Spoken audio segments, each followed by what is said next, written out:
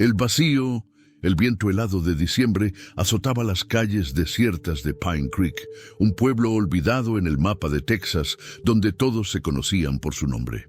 Daniel Harrington ajustó su desgastada chaqueta mientras cerraba el taller mecánico Harrington & Sons, un nombre que ahora le provocaba un nudo en la garganta.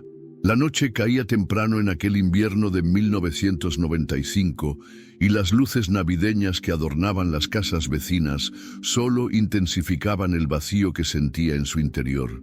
«Estaré en casa antes de las 6», había prometido a sus hijos aquella mañana.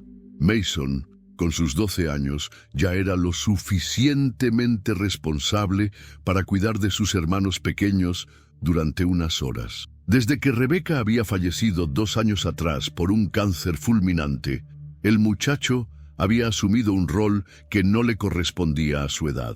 Daniel condujo su vieja camioneta Ford por las calles cubiertas de escarcha. Las luces de su hogar estaban apagadas, algo inusual. Normalmente Mason encendía todas las lámparas al anochecer, un hábito que había heredado de su madre, quien decía que la luz mantiene alejados a los monstruos. Un escalofrío recorrió su espalda mientras estacionaba en el deteriorado camino de entrada. Mason, Lily, Ethan, llamó al abrir la puerta principal. El silencio que recibió como respuesta fue ensordecedor. La casa estaba ordenada, demasiado ordenada.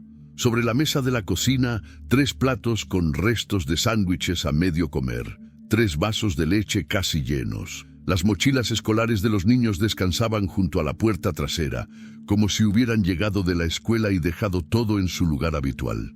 Pero no había rastro de ellos. Daniel recorrió cada habitación con creciente desesperación. Las camas estaban hechas, los juguetes de Ethan perfectamente organizados en su caja, los libros de Lily alineados en su estantería. En el cuarto de Mason, su orgullo, un modelo de avión quedaba inconcluso sobre el escritorio, con el pegamento aún abierto, como si hubiera sido interrumpido en medio de su pasatiempo favorito. Fue entonces cuando notó que la puerta trasera estaba desbloqueada. El patio trasero, que lindaba con un denso bosque de pinos, estaba vacío bajo la pálida luz de la luna. Daniel gritó los nombres de sus hijos hasta que su voz se quebró. Solo el eco de su propia desesperación le respondió. A las 7:43 p.m., con manos temblorosas, marcó el número de la policía local. El sheriff Thompson llegó 20 minutos después, seguido por 2 ayudantes. Robert Thompson conocía a Daniel desde la escuela secundaria y había visto crecer a los niños Harrington. Debieron salir a jugar al bosque y perdieron la noción del tiempo, sugirió el sheriff, pero su mirada traicionaba su preocupación. Con esta oscuridad, quizás se desorientaron. Para medianoche, medio pueblo se había unido a la búsqueda. Linternas parpadeaban entre los árboles como luciérnagas frenéticas. Los perros rastreadores seguían el olor de una camiseta de Mason hasta el borde del bosque, donde el rastro se desvanecía misteriosamente junto a la carretera estatal. A la mañana siguiente, las noticias locales mostraban las fotografías de los 3 hermanos. Mason, con su sonrisa torcida y pecas. Lily, de ojos grandes y trenzas castañas. Y el pequeño Ethan, con sus dientes frontales faltantes y expresión traviesa. «Desaparecidos», rezaba el titular en grandes letras rojas. Los días siguientes fueron un borrón de interrogatorios, búsquedas y lágrimas. Daniel apenas dormía, cada sonido nocturno lo sobresaltaba, pensando que eran sus hijos regresando a casa. La comunidad se volcó en apoyo. Caceroles humeantes aparecían en su porche, vecinos se turnaban para acompañarlo y la iglesia local organizó vigilias de oración. El pastor Williams, líder de la Iglesia del Sagrado Redentor, el epicentro espiritual de Pine Creek, visitaba a Daniel casi diariamente. «Dios tiene un plan para cada prueba que nos envía», repetía con voz solemne, apretando el hombro de Daniel con una mano firme. Una semana después, encontraron la bicicleta de Mason abandonada cerca del orfanato Santa Cruz. una antigua institución católica en las afueras del pueblo. El edificio victoriano, con sus ventanas altas y fachada imponente, había albergado a niños huérfanos y desamparados por décadas bajo la dirección del padre Thomas Montgomery. «Mis niños nunca vendrían aquí», insistió Daniel mientras los investigadores recorrían los terrenos del orfanato. Mason sabía que esta zona estaba prohibida. El padre Montgomery, un hombre alto y delgado con ojos penetrantes, ofreció plena cooperación, abriendo cada habitación y sótano para inspección. No encontraron nada. Conforme pasaban las semanas, la intensidad de la búsqueda disminuyó.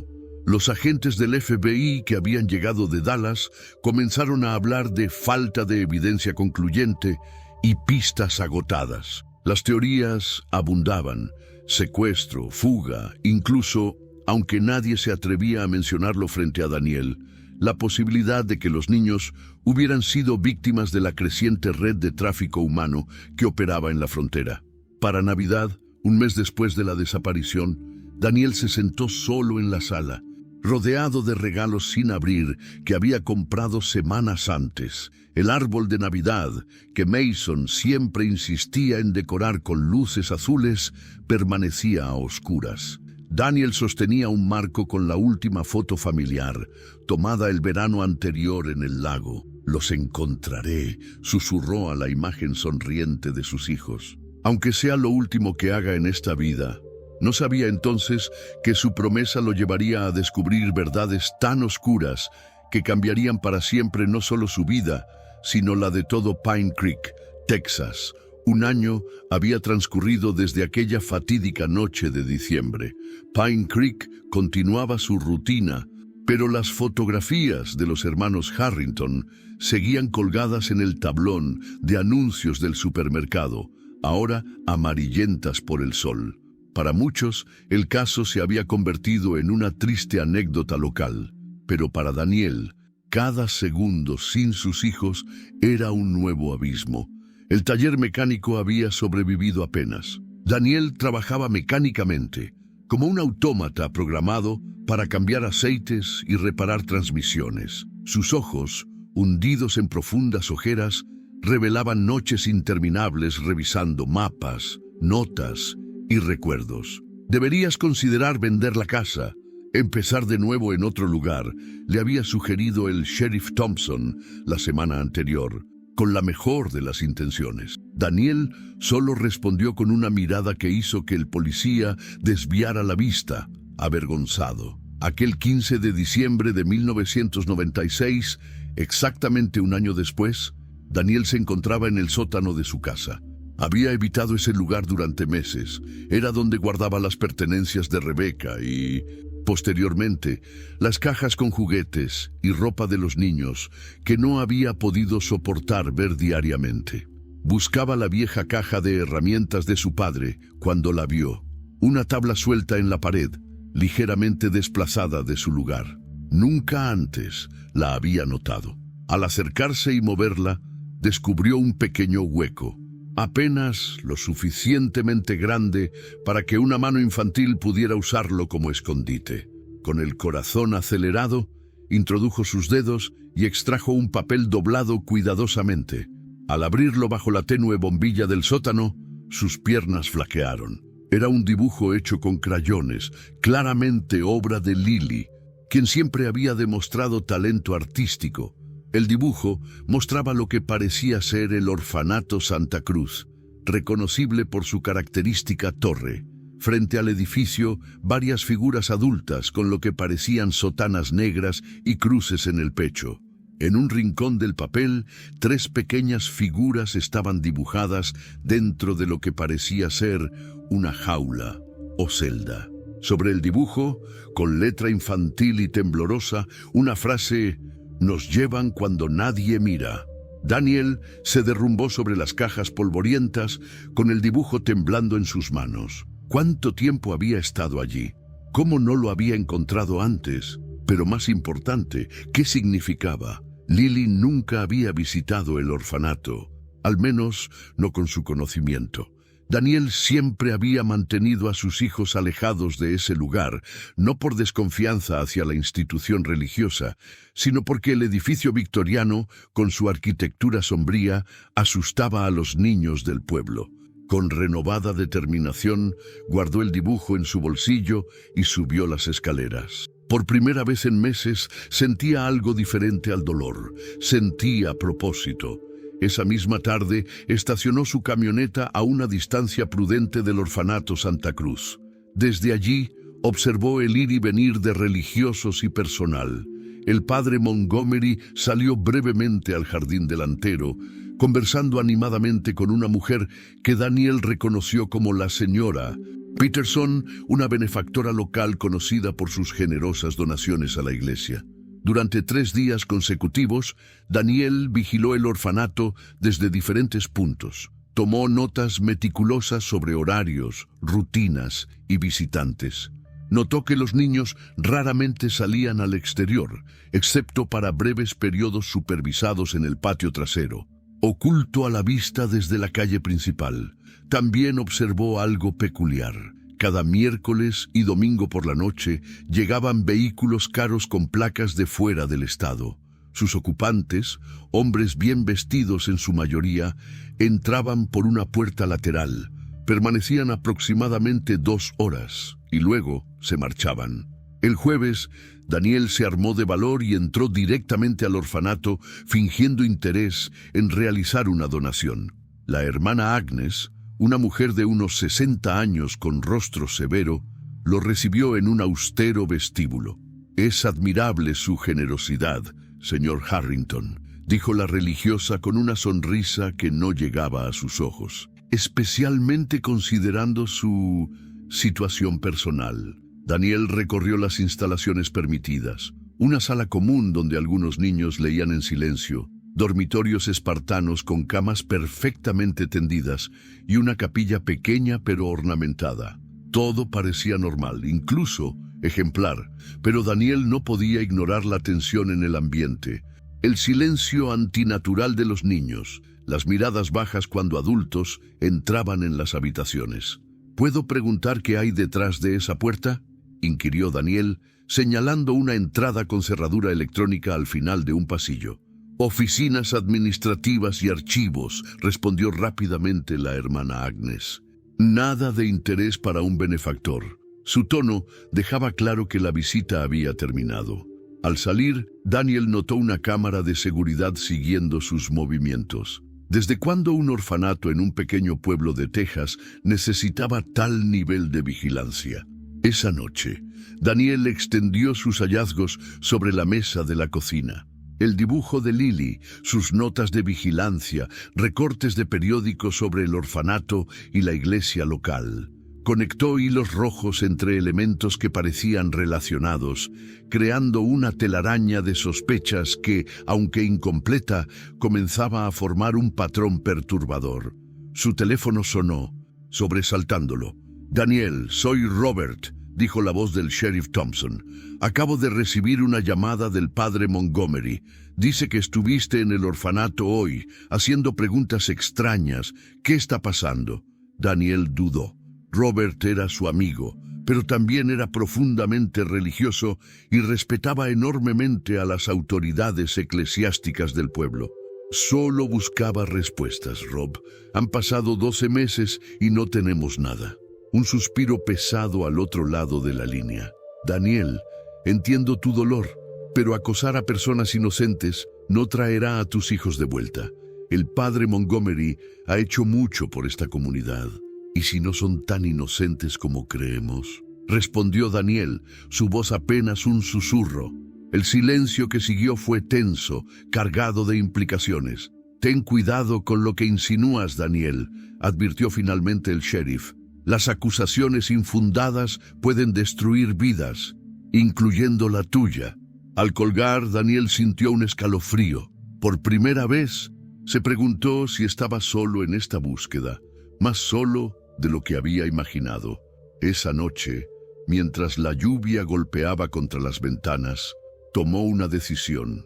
Ya no podía confiar en las autoridades oficiales. Si quería descubrir la verdad sobre la desaparición de sus hijos, tendría que hacerlo por su cuenta, aunque eso significara enfrentarse a las instituciones más poderosas de Pine Creek. Lo que Daniel Harrington no sabía era que alguien más observaba sus movimientos, alguien que tenía mucho que perder si las sombras del pasado salían a la luz. La noche había caído sobre Pine Creek cuando Daniel aparcó su camioneta en un callejón trasero, a 2 cuadras del orfanato Santa Cruz. El cielo amenazaba tormenta, lo cual favorecía sus planes, menos testigos potenciales. Vestido completamente de negro, con una mochila que contenía una linterna, cámara y herramientas básicas, avanzó sigilosamente por entre los arbustos que rodeaban la propiedad. El orfanato dormía bajo una inquietante calma. Solo algunas ventanas del primer piso mostraban débiles luces, probablemente de las habitaciones donde los cuidadores nocturnos vigilaban. Daniel había identificado un punto ciego en el sistema de seguridad, una ventana del sótano parcialmente oculta por arbustos descuidados, o justo en el sector este del edificio. Con manos temblorosas pero decididas, forzó la ventana. El óxido en las bisagras cedió con un quejido que le pareció ensordecedor en el silencio nocturno. Contuvo la respiración, esperando alguna reacción, pero nada sucedió. Se deslizó al interior, cayendo sobre un suelo polvoriento. El sótano olía a humedad y algo más, un olor químico que no logró identificar. Su linterna reveló estanterías con suministros, papel higiénico, artículos de limpieza, cajas de alimentos no perecederos. Nada inusual para una institución de este tipo. Avanzó con cautela entre los pasillos formados por las estanterías hasta encontrar una puerta metálica al fondo. Estaba cerrada con llave, pero las herramientas que trajo fueron suficientes. La cerradura era antigua, probablemente anterior a las renovaciones de seguridad en los pisos superiores. Tras unos minutos de tensión, el mecanismo cedió con un chasquido satisfactorio. Lo que encontró al otro lado hizo que su sangre se helara. No era un almacén adicional como esperaba, sino una habitación acondicionada como estudio de fotografía. Luces profesionales, fondos de distintos colores cuidadosamente enrollados y una cámara sobre un trípode apuntando hacia un pequeño escenario improvisado. En las paredes, corchos llenos de polaroids mostraban niños en distintas poses. Algunos parecían inusualmente adormecidos con miradas vacías. Daniel fotografió todo meticulosamente, sintiendo náuseas crecientes. En un archivador encontró carpetas organizadas por fechas. Al abrir una al azar, descubrió recibos y contratos con nombres codificados. Los montos eran exorbitantes.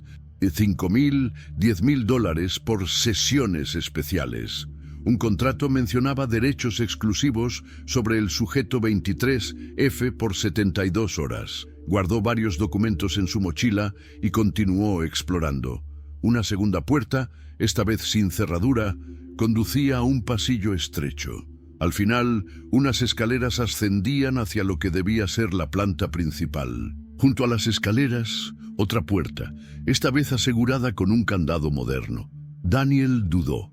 Había obtenido suficiente evidencia para justificar una investigación oficial. Lo prudente sería retirarse, entregar el material a las autoridades estatales, evitando al sheriff Thompson, pero algo lo empujaba a continuar. Una corazonada paterna que no podía ignorar. Usando una ganzúa más sofisticada, trabajó en el candado durante minutos interminables. Cuando finalmente cedió, la puerta reveló una habitación pequeña y aséptica, con paredes insonorizadas. En el centro, una camilla de examinación médica con correas de sujeción. Una mesa auxiliar contenía jeringas, frascos de medicamentos y lo que parecían sedantes potentes. En una esquina, una cámara de video apuntaba hacia la camilla. Daniel retrocedió, horrorizado, chocando contra un estante. Varios frascos cayeron, rompiéndose contra el suelo de concreto. El ruido pareció amplificarse en el silencio nocturno. Segundos después, escuchó pasos apresurados en el piso superior. Salió rápidamente cerrando la puerta tras de sí. Buscó desesperadamente un escondite, pero el pasillo ofrecía poco refugio. Los pasos se acercaban a las escaleras. En un instante de lucidez, se metió en un armario de mantenimiento, entre escobas y productos de limpieza. Por la rendija de la puerta entreabierta, vio a dos figuras descender, el padre Montgomery y un hombre que no reconoció, corpulento y con expresión amenazante. Probablemente fue una rata, decía el religioso, pero revisa por si acaso. No podemos arriesgarnos con la gala benéfica tan cerca. El hombre asintió y comenzó a inspeccionar meticulosamente el área. Daniel contenía la respiración, sintiendo gotas de sudor frío descender por su espalda. El desconocido se acercaba peligrosamente a su escondite. De repente, un ruido metálico resonó desde otra habitación. El hombre se alejó para investigar. Daniel aprovechó ese momento para deslizarse fuera del armario y avanzar silenciosamente hacia la ventana por la que había entrado. Con cada paso, sentía que el tiempo se estiraba eternamente. Ya casi alcanzaba la ventana cuando una voz a sus espaldas congeló su sangre. «Te tengo», dijo el hombre. Su voz un gruñido triunfante. Daniel se giró, enfrentando al desconocido que ahora bloqueaba el pasillo. La expresión del hombre cambió de triunfo a confusión al reconocerlo.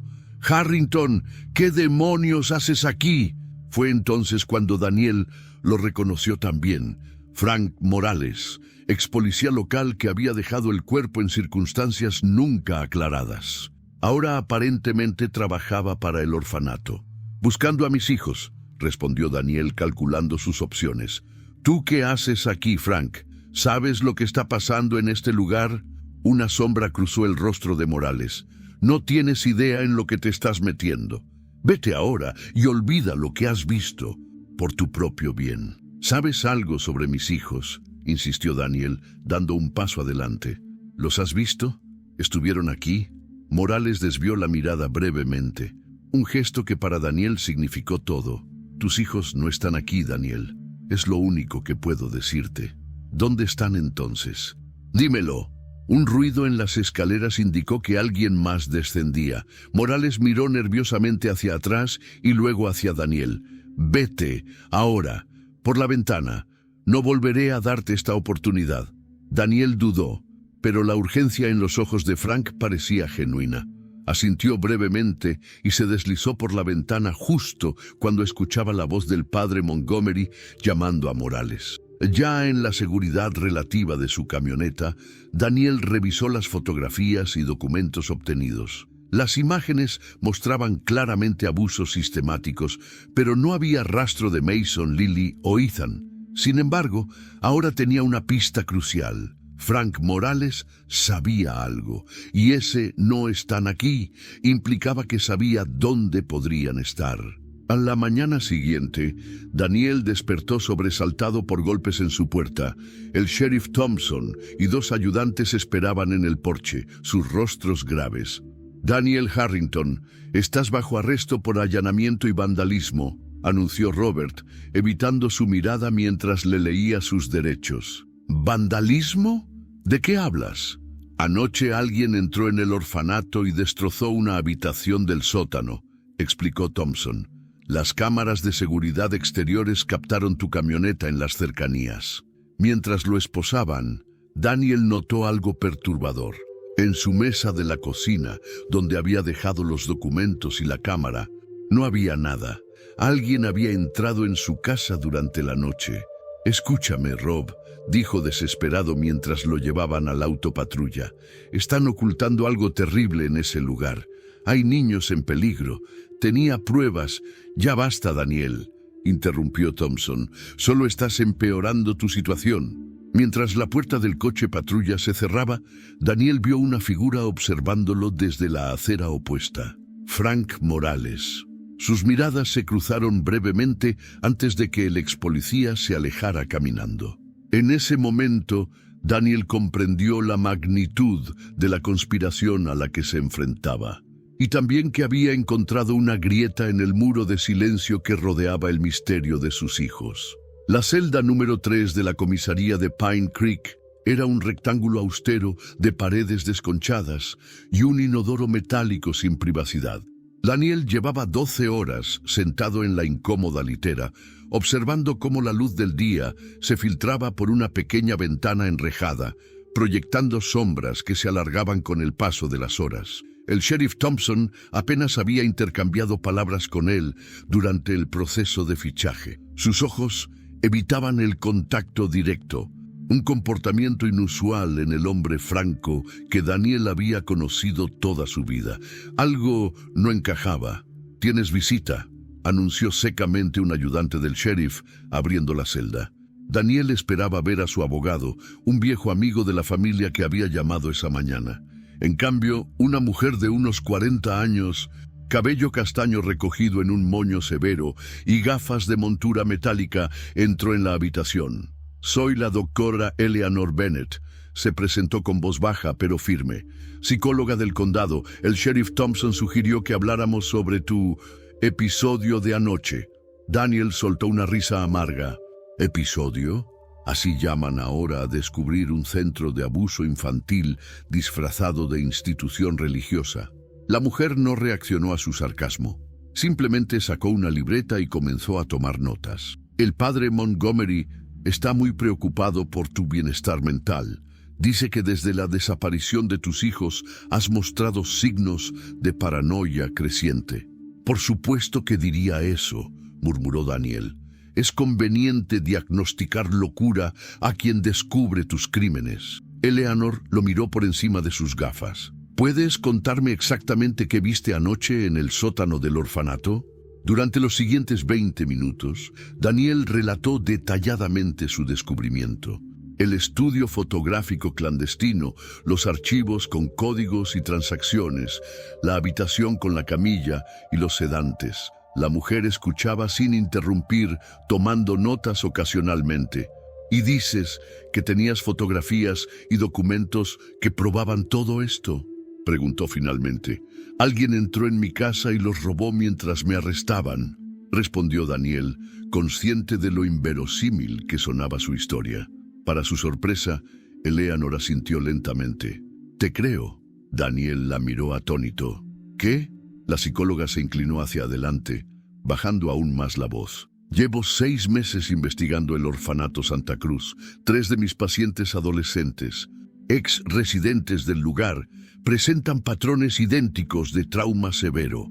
Cuando intenté acceder a sus expedientes médicos durante su estancia allí, me encontré con obstáculos administrativos imposibles de sortear».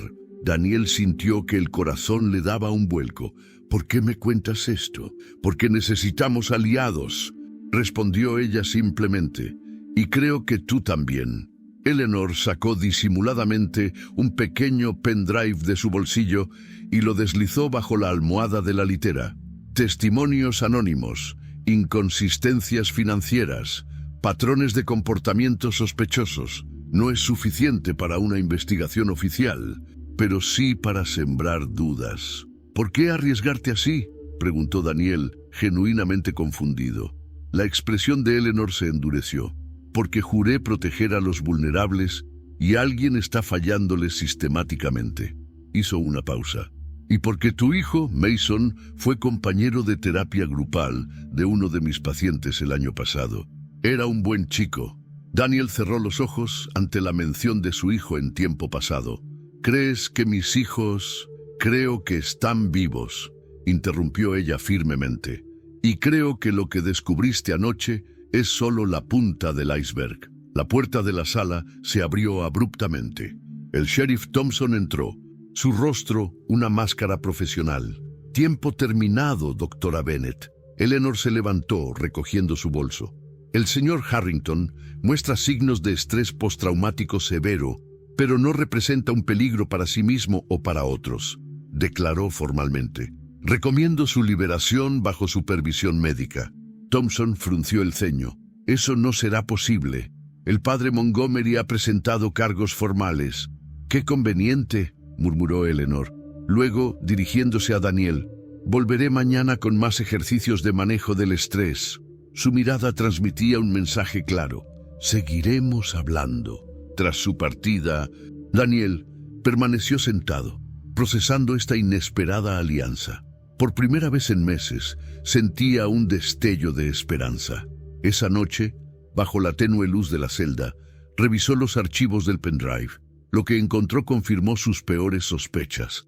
El orfanato Santa Cruz era solo una fachada para algo mucho más siniestro. Entre los documentos había un correo electrónico críptico mencionando una instalación secundaria ubicada en algún lugar llamado Shepherd's Cross, un nombre que le resultaba vagamente familiar.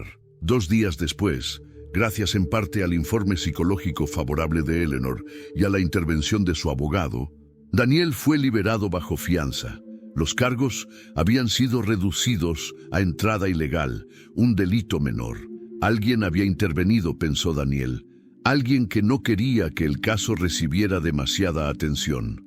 Al llegar a casa, encontró su puerta principal entreabierta. Con el corazón acelerado, entró sigilosamente. En la cocina, Frank Morales bebía café tranquilamente en su mesa.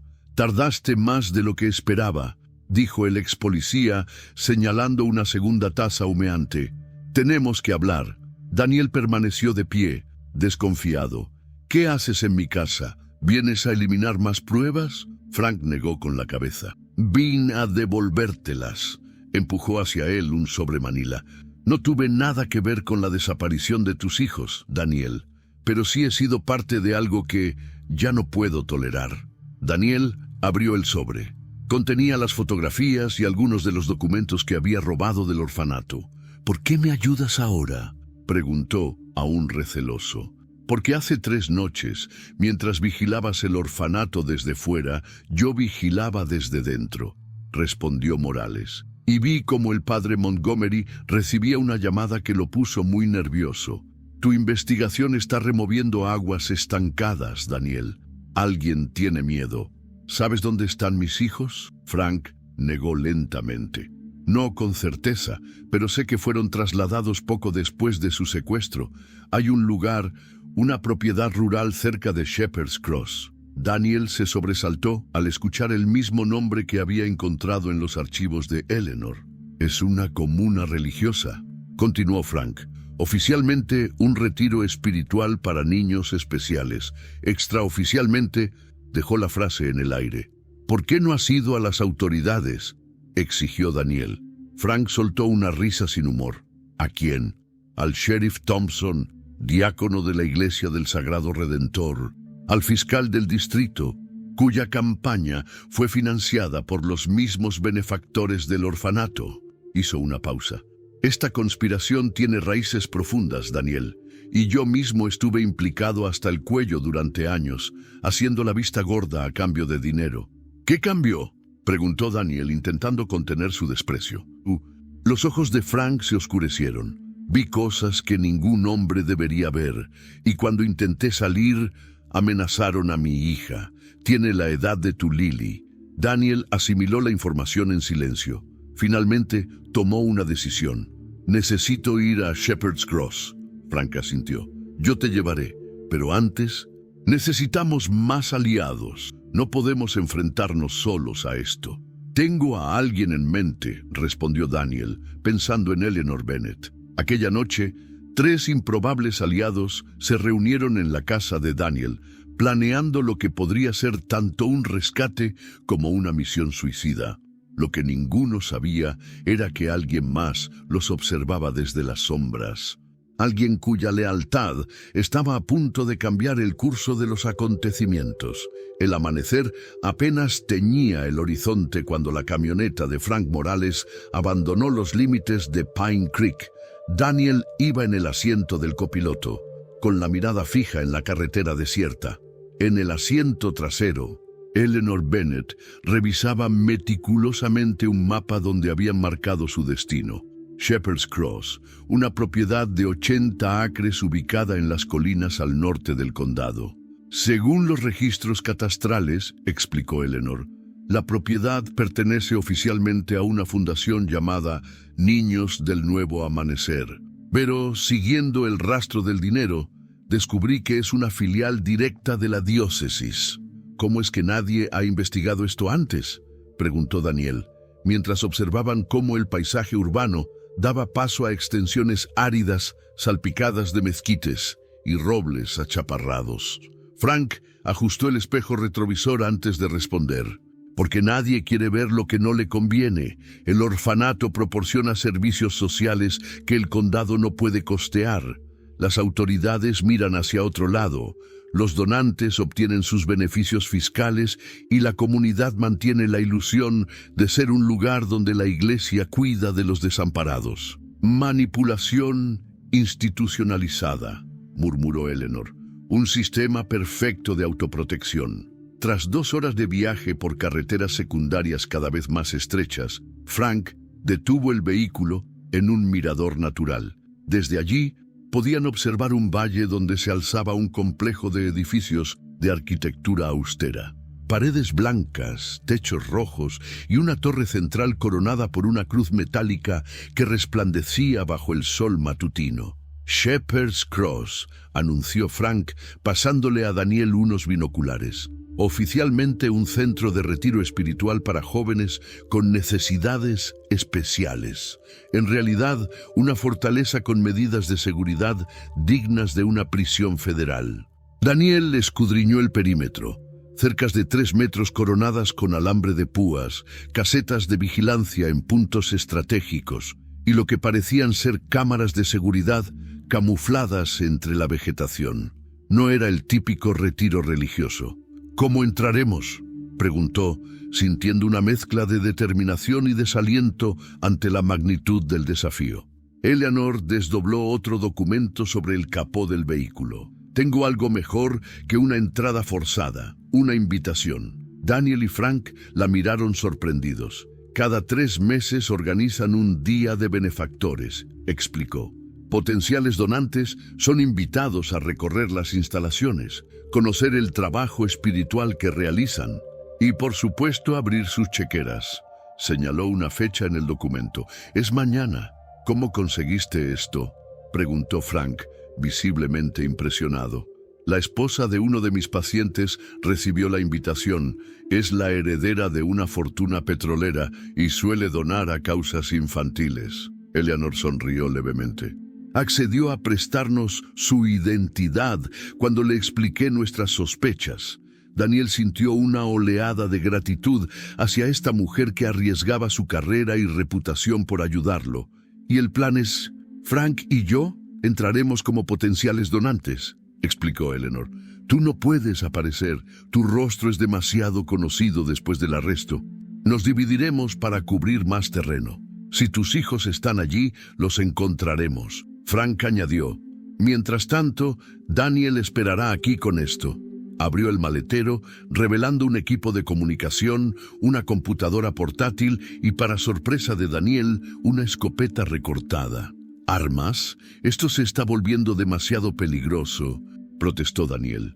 Siempre ha sido peligroso, respondió Frank secamente, solo que ahora estamos preparados para enfrentarlo. Esa noche acamparon en un área boscosa a 2 kilómetros del complejo. Bajo la luz de una pequeña hoguera, repasaron cada detalle del plan. Eleanor llevaba una cámara oculta en un broche. Frank, un micrófono disimulado como botón de su traje. Ambos dispositivos transmitirían a la computadora de Daniel. Mientras Eleanor revisaba los planos del edificio que habían conseguido de los archivos municipales, Daniel extrajo de su bolsillo el dibujo de Lily. Lo observó bajo la luz vacilante del fuego, pasando sus dedos por los trazos infantiles que representaban figuras con cruces. Los encontraremos, aseguró Eleanor, notando su gesto. Mañana por esta hora tus hijos podrían estar de vuelta contigo. Daniel asintió, aunque una parte de él temía lo que podrían descubrir. Después de un año de cautiverio, ¿cómo estarían sus pequeños? ¿Qué horrores habrían presenciado o sufrido? A la mañana siguiente, bajo un cielo que amenazaba lluvia, Eleanor y Frank partieron en un lujoso Mercedes alquilado, vestidos como prósperos empresarios. Daniel los observó alejarse, sintiendo un nudo en el estómago. Luego, instaló el equipo de vigilancia en la camioneta y esperó. Las primeras imágenes llegaron cuando Eleanor y Frank atravesaron la entrada principal de Shepherd's Cross. Un hombre de rostro afable los recibió, presentándose como el diácono Phillips. Daniel reconoció ese rostro. El mismo hombre había visitado el orfanato regularmente durante sus días de vigilancia. «Bienvenidos a nuestro humilde refugio espiritual», decía el diácono mientras los guiaba por un sendero inmaculadamente mantenido.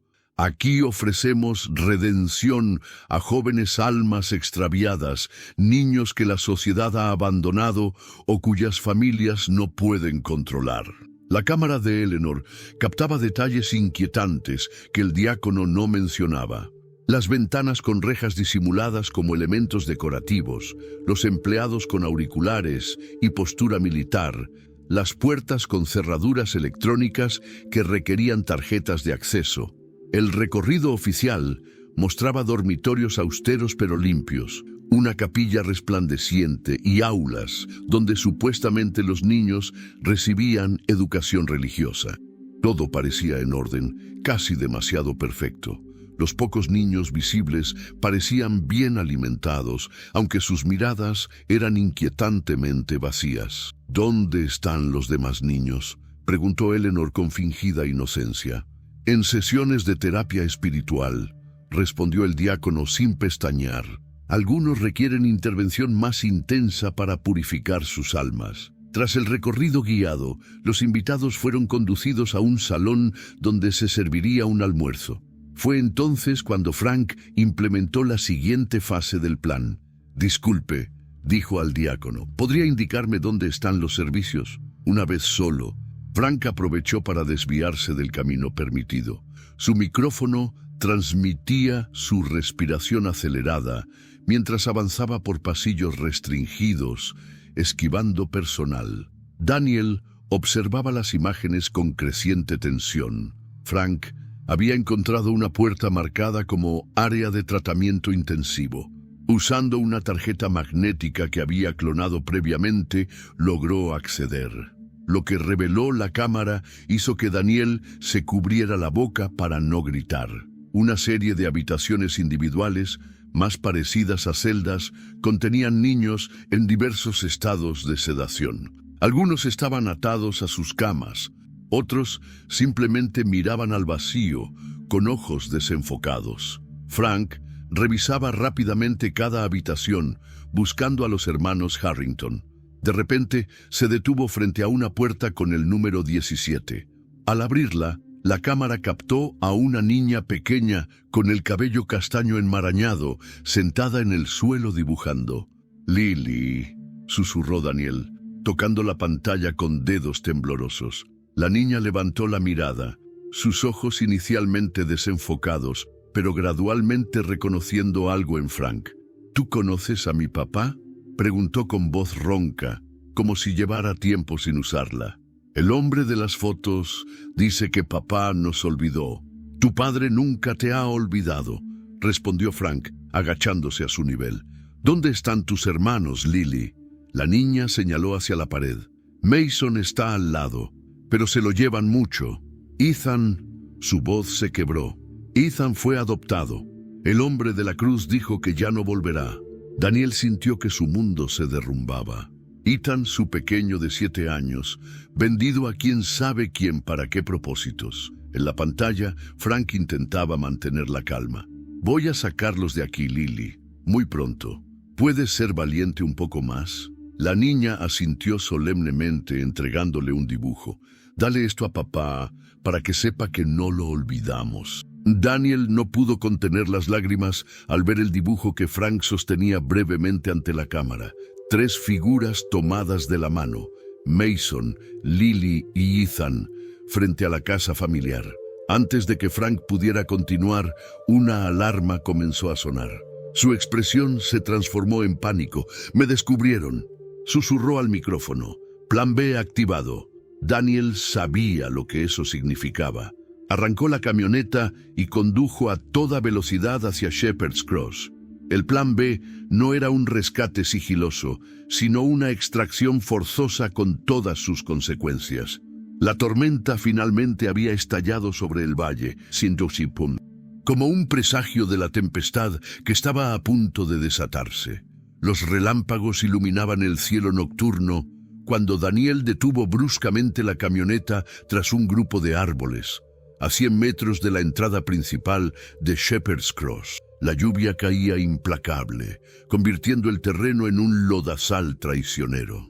A través de los limpiaparabrisas, observó el caos que se desarrollaba en el complejo, luces de emergencia parpadeando, personal de seguridad corriendo con linternas y la inconfundible figura de Frank Morales, esposado, siendo arrastrado por 2 guardias hacia el edificio principal. El intercomunicador crujió con la voz entrecortada de Eleanor. «Daniel, no vengas. Repito, no vengas. Nos han descubierto. Frank está capturado. Yo estoy escondida en un armario de suministros del ala este». Daniel apretó el volante hasta que sus nudillos se tornaron blancos. Su instinto paternal le gritaba que entrara a la fuerza, pero la parte racional de su mente sabía que eso solo empeoraría la situación. «¿Qué pasó?», preguntó, intentando mantener la calma. «Frank activó una alarma accidentalmente al intentar acceder al cuarto de Mason», explicó Eleanor. Su voz apenas un susurro. «Pero antes logró confirmar que tus 2 hijos están aquí. Lily en la habitación 17, Mason en la 18. Ethan», hizo una pausa dolorosa. «Tenemos que asumir que Ethan fue transferido a otra familia, como dijo Lily». Daniel cerró los ojos un momento, procesando la devastadora noticia sobre su hijo menor, mientras la lluvia golpeaba rítmicamente el techo de la camioneta. 2 de sus hijos estaban a apenas 100 metros de distancia, pero nunca habían estado tan lejos de su alcance. «¿Puedes ver qué están haciendo con Frank?», preguntó. «Lo llevaron al edificio administrativo», respondió Eleanor. «Creo que... ¡Oh, Dios! ¿Qué ocurre?». «El padre Montgomery acaba de llegar. Su coche pasó frente a mi ventana y hay otros vehículos entrando. Están evacuando el lugar, Daniel. Están moviendo a los niños». El corazón de Daniel dio un vuelco. Estaban destruyendo evidencia, trasladando a sus víctimas y a sus hijos con ellos. «Necesitamos ayuda», decidió. «Voy a llamar al FBI directamente». «No hay tiempo», respondió Eleanor. «Para cuando lleguen, este lugar estará vacío, y sin pruebas físicas será nuestra palabra contra la de una institución religiosa respetada». Daniel golpeó el tablero con frustración. Entonces recordó algo que Frank había mencionado durante el viaje. Tienen un sistema de seguridad centralizado. Todas las puertas, todas las cerraduras electrónicas dependen de un generador principal y un servidor en el sótano del edificio administrativo. «¿Qué estás pensando?», preguntó Eleanor, alarmada por el tono de Daniel. «Voy a entrar», respondió, verificando la escopeta recortada. «Y voy a necesitar que causes una distracción». A pesar de las protestas de Eleanor, el plan se puso en marcha. Daniel aprovechó la confusión y la tormenta para infiltrarse en el perímetro, usando una sección de la cerca que Frank había señalado como punto ciego de las cámaras de seguridad. Empapado hasta los huesos, se deslizó entre las sombras hacia la parte trasera del complejo. Mientras tanto, Eleanor abandonó su escondite. Siguiendo las instrucciones de Daniel, se dirigió a la capilla y, en un momento de inspirada desesperación, activó la alarma de incendios. El efecto fue inmediato y caótico. Las sirenas aullaron a través del complejo, sobreponiéndose al rugido de la tormenta. Personal y pacientes comenzaron a evacuar siguiendo los protocolos de emergencia. En medio de la confusión, Daniel logró acceder al edificio administrativo por una puerta de servicio. El interior era un laberinto de pasillos estériles y oficinas cerradas. Siguiendo las indicaciones que Frank había memorizado de los planos, Daniel descendió por una escalera de servicio hasta el sótano. Allí, tal como esperaban, encontró la sala de servidores. el cerebro electrónico de Shepherd's Cross. Dos técnicos trabajaban frenéticamente, probablemente intentando salvar datos críticos ante la evacuación. Daniel no les dio tiempo de reaccionar. Con la escopeta en alto, los obligó a apartarse de los equipos. ¿Dónde está el control del sistema de cerraduras?, exigió. Uno de los técnicos, pálido de miedo, señaló un panel en la pared. Ese servidor controla todos los accesos, pero necesitas autorización de nivel 5 para... Daniel no esperó explicaciones. Con la culata de la escopeta, destrozó el panel de control. Las luces parpadearon momentáneamente. Un segundo después, una voz computarizada anunció por los altavoces: fallo crítico del sistema, protocolo de emergencia activado, todas las cerraduras liberadas. En todo el complejo, las puertas electrónicas se desbloquearon simultáneamente. Daniel se comunicó rápidamente con Eleanor. Todas las puertas están abiertas. Dirígete al ala este, habitaciones 17 y 18. Encuentra a mis hijos. Sin esperar respuesta, Daniel se apresuró hacia la oficina principal, donde suponía que tendrían a Frank. En el camino se cruzó con niños desorientados que vagaban por los pasillos, algunos en pijamas, otros en lo que parecían uniformes institucionales. Sus miradas vacías o aterrorizadas confirmaban cada una de sus peores sospechas sobre lo que ocurría en este lugar. Al doblar una esquina, se encontró cara a cara con el diácono Phillips. El hombre retrocedió horrorizado al reconocerlo. «Harrington, ¿cómo has? ¿Dónde está Frank Morales?», interrumpió Daniel, apuntándole con la escopeta. «En la oficina del director», tartamudeó el diácono. «Pero no entiendes lo que está pasando aquí. Esto es más grande que tú, que todos nosotros. Llévame allí», ordenó Daniel. Ahora, bajo amenaza, el diácono lo condujo por un pasillo ornamentado hasta una imponente puerta de roble. Dentro, el padre Montgomery y otros dos hombres que Daniel no reconoció interrogaban a Frank, quien sangraba por una herida en la frente. «¡Daniel!», exclamó Frank al verlo entrar. «¡Cuidado!». La advertencia llegó tarde. Uno de los hombres, con la velocidad de un profesional entrenado, desenfundó un arma. Daniel apenas tuvo tiempo de empujar al diácono hacia el atacante antes de que sonara el primer disparo. La bala se incrustó en la pared, a centímetros de su cabeza. Lo que siguió fue un caos de movimientos y ruidos. Daniel disparando la escopeta hacia el techo para crear confusión. Frank aprovechando la distracción para derribar a uno de sus captores. Montgomery refugiándose tras un escritorio macizo. «Esto se acabó, padre», gritó Daniel mientras apuntaba directamente al religioso.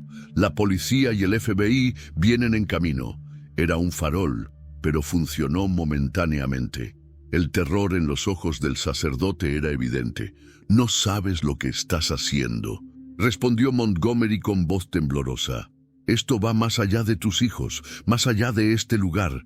Hay personas poderosas involucradas, personas que no tolerarán interferencias». «Confiesa», exigió Daniel. «¿Qué han estado haciendo con estos niños? ¿Dónde está mi hijo Ethan?». El padre Montgomery esbozó una sonrisa perturbadora.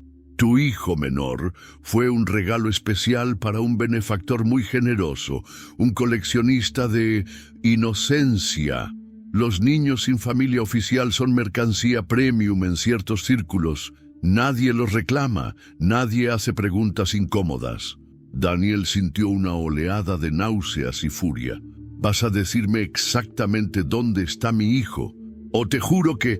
Su amenaza fue interrumpida por la voz de Eleanor en el intercomunicador. «Daniel, los tengo. Tengo a Mason y Lily. Estamos en el patio este, pero hay guardias por todas partes. Necesitamos salir ya». Frank, que había logrado liberarse de sus esposas usando una llave robada a uno de sus captores inconscientes, se acercó a Daniel. «Tenemos que irnos. Este lugar está a punto de convertirse en una trampa mortal». «No sin la información sobre Ethan», insistió Daniel, manteniendo la escopeta firme. «Hay un archivo. Intervino inesperadamente el diácono Phillips, quien había permanecido encogido en un rincón. En la caja fuerte, todos los registros de las transacciones, nombres, direcciones, contratos.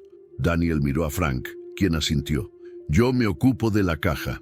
Tú ve por tus hijos. Con una última mirada de odio hacia el padre Montgomery, Daniel salió corriendo hacia el patio este. La tormenta arreciaba, convirtiendo el complejo en un laberinto de sombras y luces estroboscópicas. A lo lejos, sirenas de policía comenzaban a escucharse, acercándose rápidamente.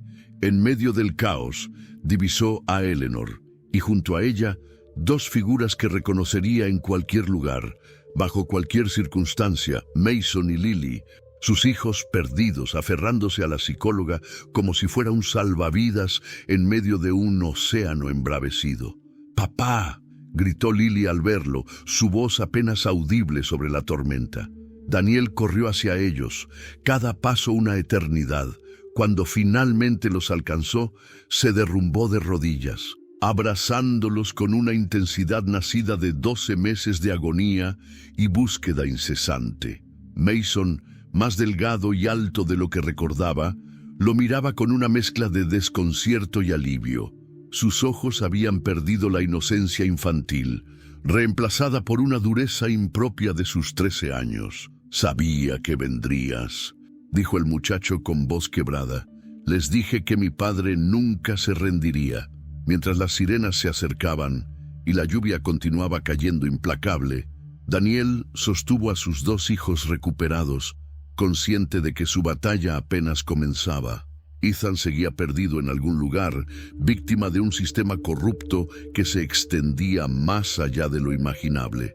Y él no descansaría hasta encontrarlo y desmantelar la red completa que había destrozado tantas vidas inocentes. El motel a las afueras de Austin era el tipo de establecimiento que no hacía preguntas. Habitaciones pagadas en efectivo, clientela transitoria y un dueño que miraba deliberadamente hacia otro lado. Exactamente lo que Daniel, sus dos hijos y Eleanor necesitaban mientras decidían su siguiente movimiento. Habían pasado 3 días desde el caos en Shepherd's Cross. La lluvia seguía cayendo intermitentemente, como si el cielo mismo llorara por las injusticias descubiertas. Daniel observaba a Mason y Lily dormir en una de las camas gemelas. A pesar del constante zumbido del viejo aire acondicionado y el ocasional estruendo de camiones en la carretera cercana, los niños dormían profundamente, agotados por el trauma físico y emocional. Un golpe suave en la puerta los sobresaltó. Tras verificar por la mirilla, abrió para recibir a Frank Morales, empapado por la lluvia y con expresión sombría.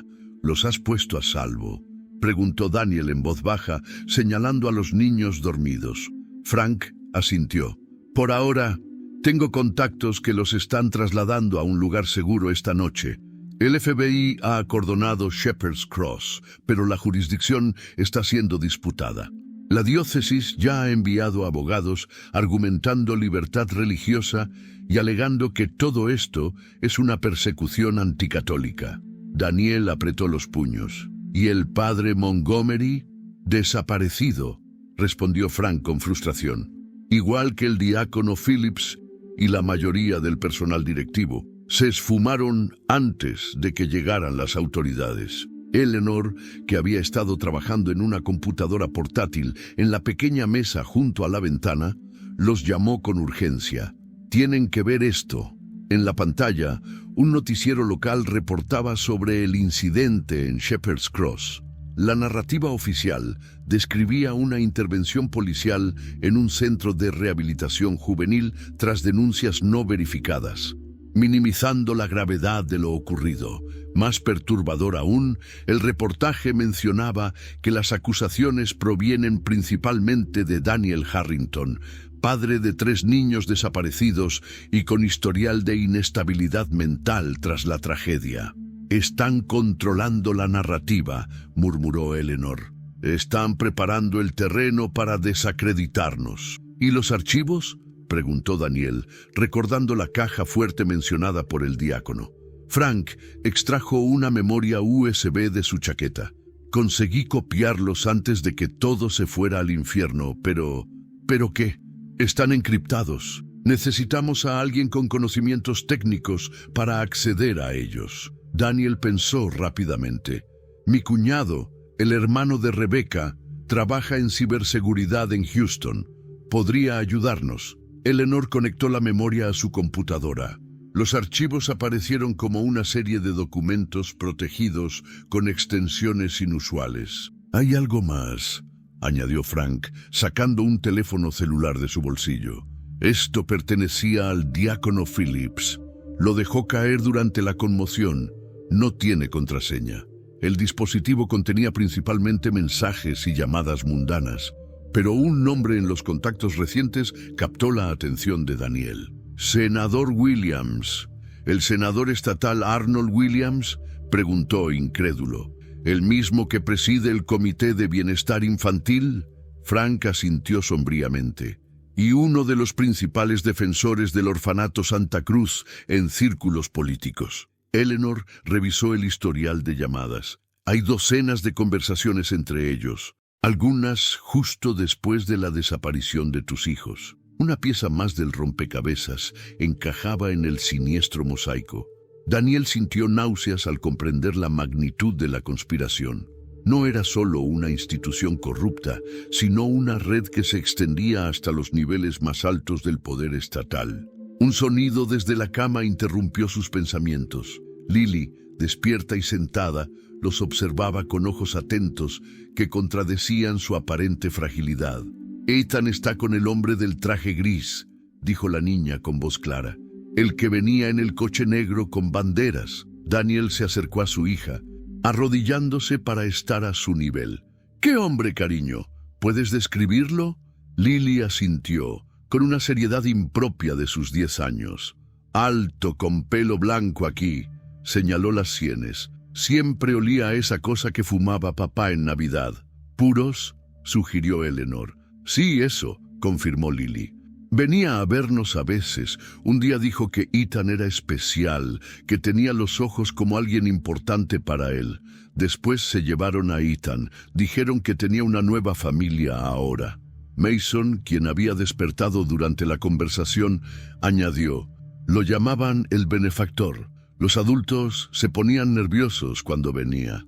Incluso el padre Montgomery actuaba diferente, como si tuviera miedo». Daniel intercambió miradas con Frank y Eleanor. La descripción coincidía con el senador Williams, conocido por sus distintivos puros cubanos y el coche oficial con banderas estatales. «¿Recuerdas algo más sobre él?», preguntó Daniel gentilmente.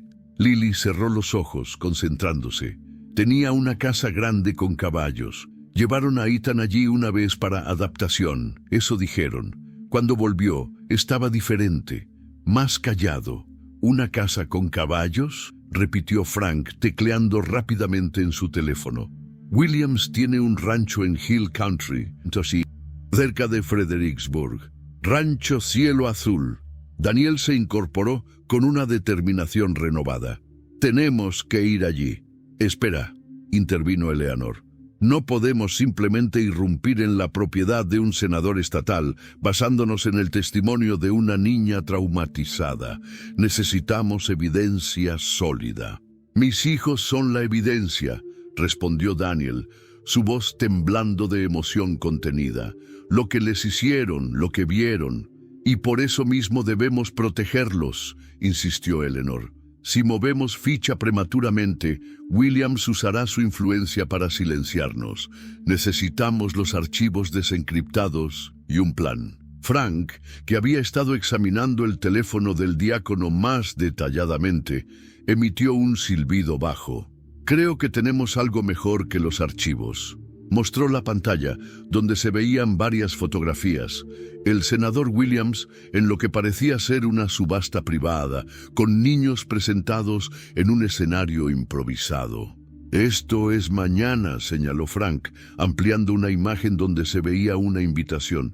«Una gala benéfica en el rancho Cielo Azul, entrada exclusiva para benefactores platino.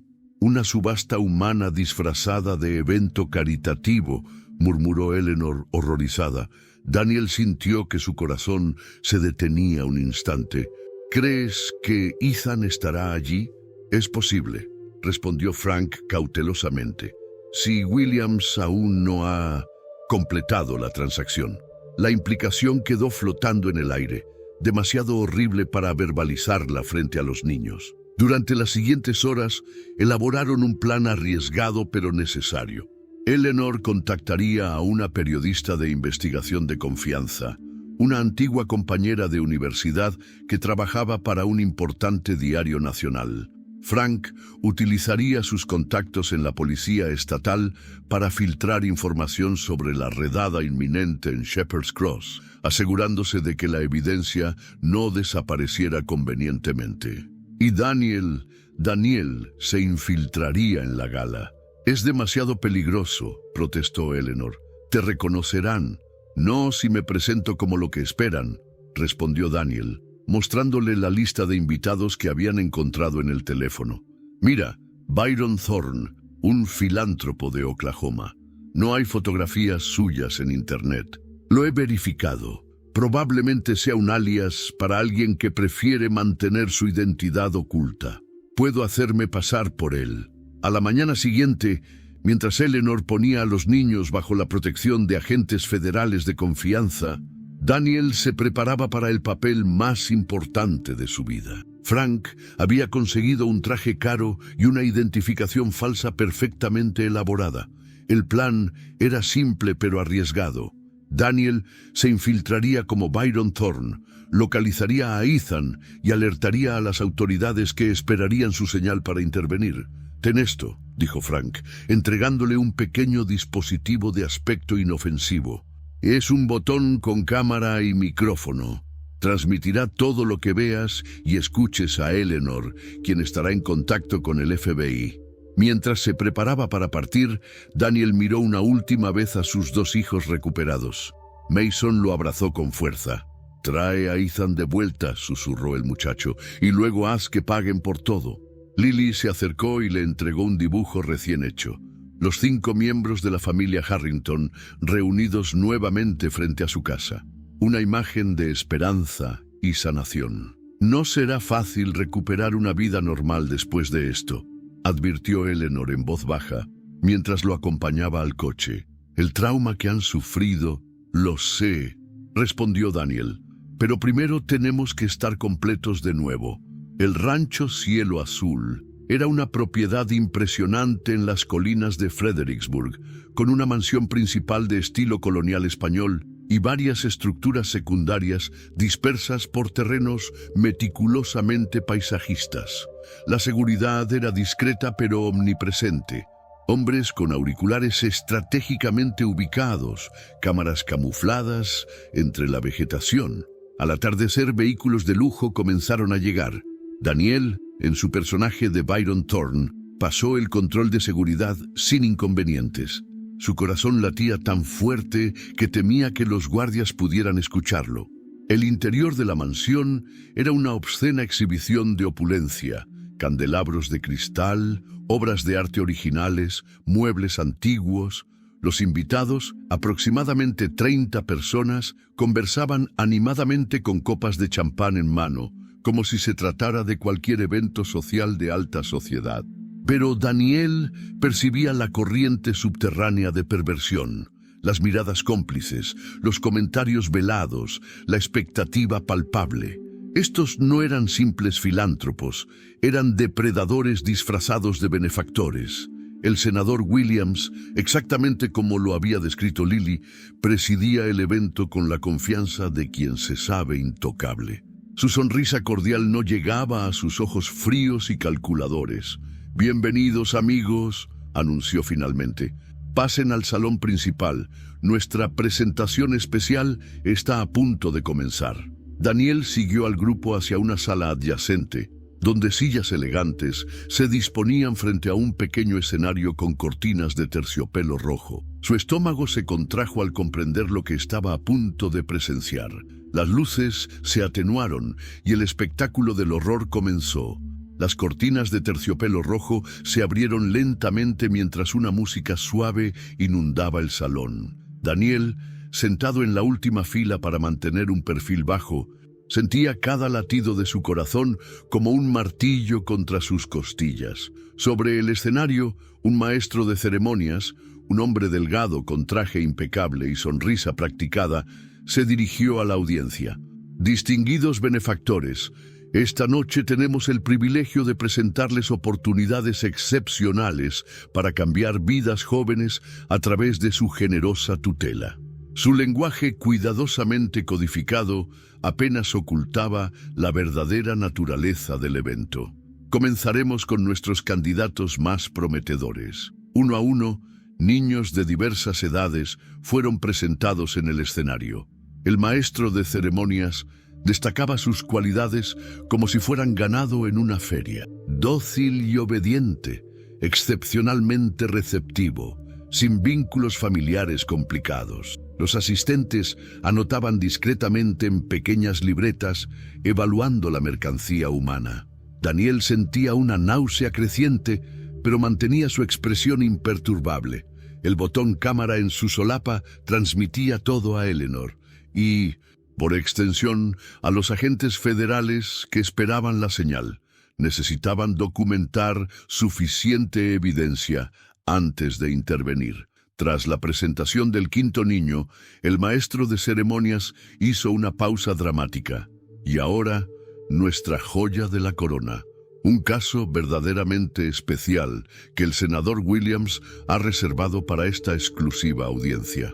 Daniel se inclinó imperceptiblemente hacia adelante, conteniendo la respiración.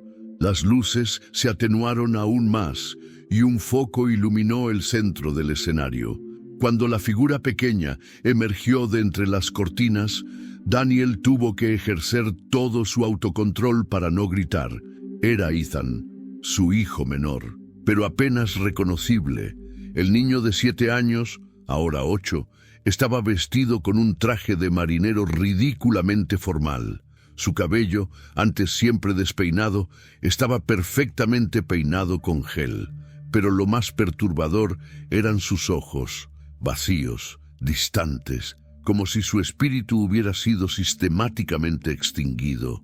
Este joven caballero representa una oportunidad única, continuó el maestro de ceremonias. Temperamento perfectamente moldeable, inteligencia superior y, como pueden apreciar, rasgos físicos excepcionales. Ha recibido un año completo de acondicionamiento especial bajo la supervisión personal del senador. Un murmullo apreciativo recorrió la audiencia. Daniel apretó los puños bajo la mesa hasta que sus nudillos se tornaron blancos. La subasta comenzará en $250,000, anunció el maestro de ceremonias. Incluye documentación legal completa y transferencia discreta a cualquier destino dentro del continente. Las ofertas comenzaron de inmediato. Daniel observaba horrorizado cómo estos respetables ciudadanos pujaban por su hijo como si fuera un objeto de colección. Mientras tanto, Ethan permanecía inmóvil en el escenario, su mirada fija en algún punto indefinido.